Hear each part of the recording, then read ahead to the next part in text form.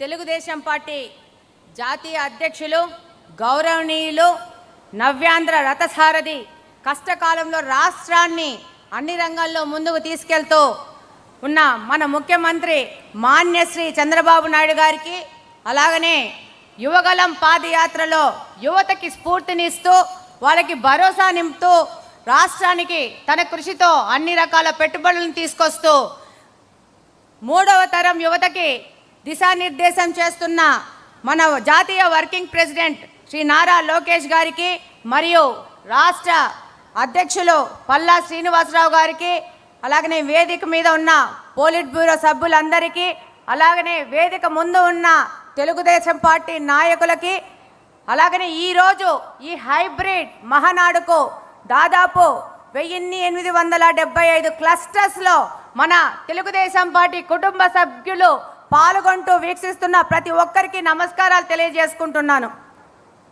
మహిళా రిజర్వేషన్ భారత ప్రజాస్వామ్య చరిత్రలో మహిళా సాధికారతకు చారిత్రాత్మక మైలురాయి నారీ శక్తి వందన్ అధినియం. మహిళలకు చట్టసభల్లో 33% రిజర్వేషన్ కల్పించి వారిని రాజకీయాల్లో నిర్ణయాల్లో సమాన భాగస్వాములుగా నిలబెట్టడమే ఈ చట్టం యొక్క లక్ష్యం. ఇది కేవలం సంఖ్యాపరమైన మార్పు కాదు, దేశ విధానాలలో మహిళల స్వరం బలపడేలా చేసే ఒక కీలక సంస్కరణ.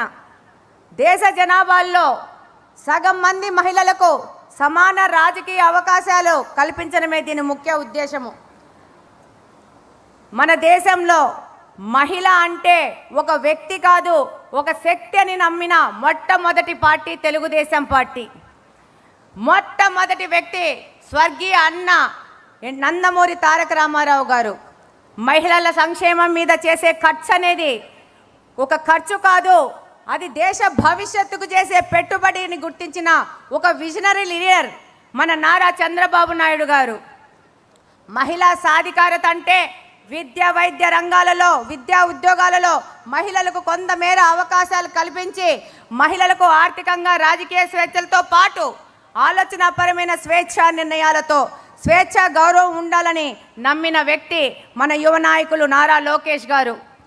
ఆ రోజు అన్న ఎన్టీఆర్ స్థానిక సంస్థలలో 9% వాటా కానించి, ఆడపిల్లలకు ఆస్తి హక్కు కానించి, ప్రభుత్వ రికార్డులో తండ్రితో పాటు తల్లికి కూడా పేరు రాయాలనడం కానించి, మొట్టమొదటి మహిళా విశ్వవిద్యాలయం ఏర్పాటు చేయడం కానించి, వితంతు పింఛన్ల కానించి, మహిళా డైరీ సహకార సంఘాలు ఏర్పాటు చేయడంతో మహిళల ఆత్మగౌరవాన్ని, విద్యా సంక్షేమం, భద్రత మరియు ఆర్థిక స్వాతంత్రాల పట్ల అన్న ఎన్టీఆర్ గారి యొక్క నిబద్ధత మనందరికీ తెలుసు.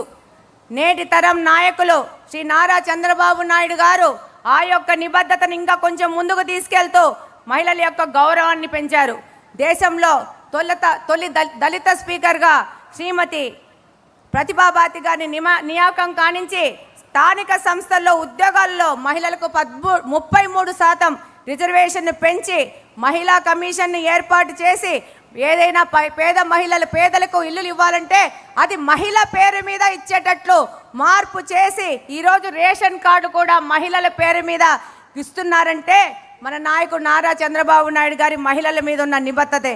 ఈరోజు చంద్రబాబు నాయుడు గారి మానస పుత్రిగా డ్వాక్రా ఏర్పాటు కానించి, ఆ రోజు దీపం పథకం ద్వారా ప్రతి ఒక్క పేద గృహిణికి ఉచిత గ్యాస్ కనెక్షన్ ఇచ్చారు.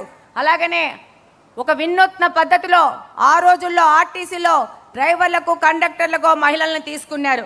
ఇవన్నీ మహిళా పక్షపాతిగా శ్రీ నారా చంద్రబాబు నాయుడు గారు నిలిచారు.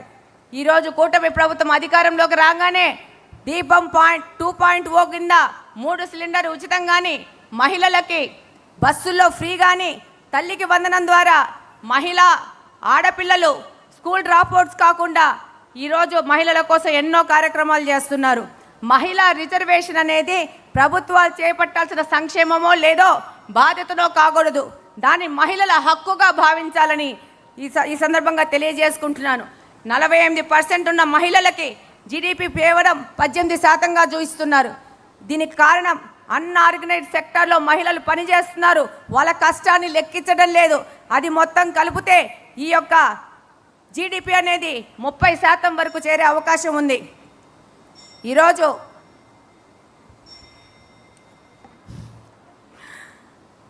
ఆ రోజు 96లో దేవగౌడ గారిని ప్రవేశపెట్టిన తొలి మహిళా బిల్లు కాడి నుంచి మళ్ళా 98 నుంచి 2003 వరకు వాజ్పేయి ప్రభుత్వంలో కూడా ఎప్పుడూ తెలుగుదేశం పార్టీ మహిళా బిల్లుకు సపోర్ట్ చేస్తూ ఉంది.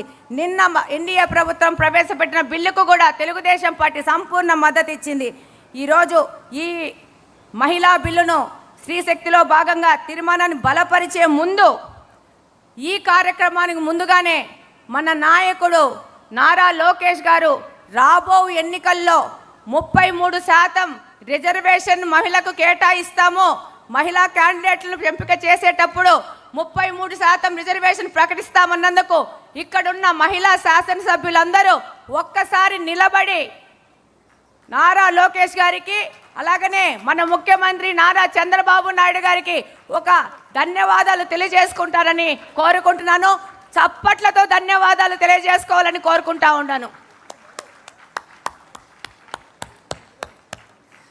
మహిళలే కాదు, ఇక్కడున్న మా సోదరులు కూడా అందరూ లేచి ఈ యొక్క 33% పార్టీ నిర్ణయానికి వారి సంపూర్ణ మద్దతు కూడా ఈరోజు తెలియజేసుకున్నందుకు ఇక్కడున్న ప్రతి ఒక్క సోదరులకు అందరికీ ధన్యవాదాలు తెలియజేసుకుంటున్నాను. Thank you very much. ఈ అవకాశం ఇచ్చిన పెద్దలందరికీ ధన్యవాదాలు తెలియజేసుకుంటున్నాను. థ్యాంక్ యూ మాధవి గారు. ఇప్పుడు ఇదే తీర్మానాన్ని బలపరచవలసిందిగా